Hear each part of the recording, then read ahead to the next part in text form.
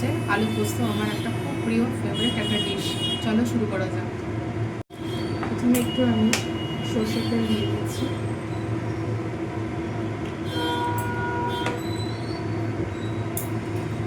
গরম করছি এটাকে, সরষের তেলটাকে।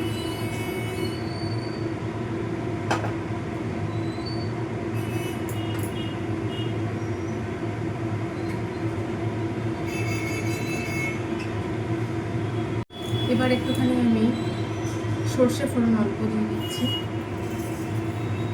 টেস্টের জন্য, ভালো টেস্ট হয়। এবার ফোড়নটাকে ভাজবো।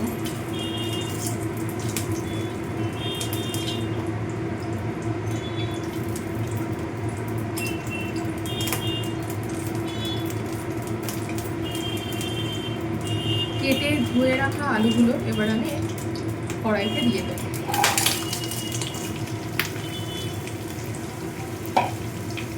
যতক্ষণ না লাল লাল হচ্ছে আলুগুলোকে ভাজতে থাকবে। এবার আমি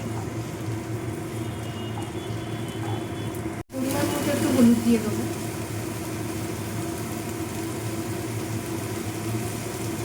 পরিমাণ মতো একটু নুন দিয়ে দেবো।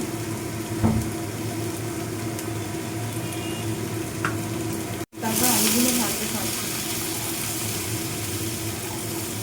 কেটে রাখা একটু টমেটো দিয়ে দিচ্ছি। এটা দিলে একটু টেস্ট হয় আলু পোস্তটা। সামান্য একটু জল দেবো যাতে আলুগুলো তাড়াতাড়ি নরম বা সেদ্ধ হয়ে যায়। এবার নাড়তে থাকবো। আলুগুলো লাল লাল ভাজা হয়ে গেছে। এবার লঙ্কা কুচিগুলো দিয়ে দেবো, দিয়ে নামাবো। এবার পোস্ত বাটাটা উপর দিয়ে ছড়িয়ে দেবো।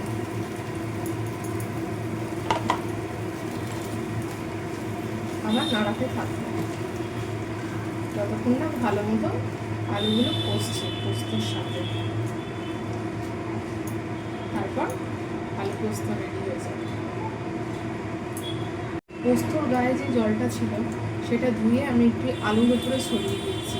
তো আলুর ওপরে যে জলটা রয়েছে সেটা যতক্ষণ কষাচ্ছে ততক্ষণ টানবে, আস্তে আস্তে শুকিয়ে গেলে তারপর আলু পোস্তটা রেডি হয়ে যাবে। তাড়াতাড়ি যাতে আলুগুলো সেদ্ধ হয় তো একটু জল দেওয়া হয়েছে।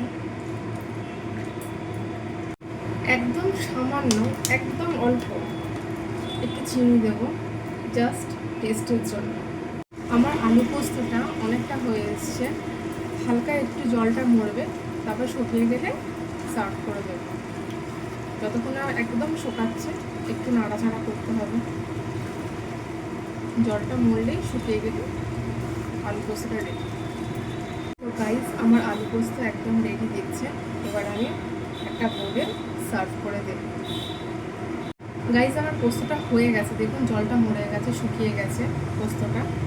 তো তার আগে, নামানোর আগে আমি একটুখানি সর্ষের তেল ছড়িয়ে দিচ্ছি যাতে সর্ষের তেলের গন্ধটা থাকে, ঝাঁঝটা যাতে থাকে।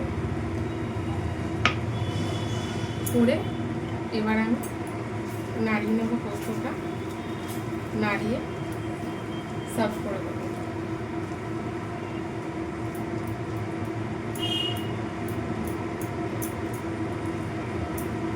তো আমার এখন পোস্ত রেডি।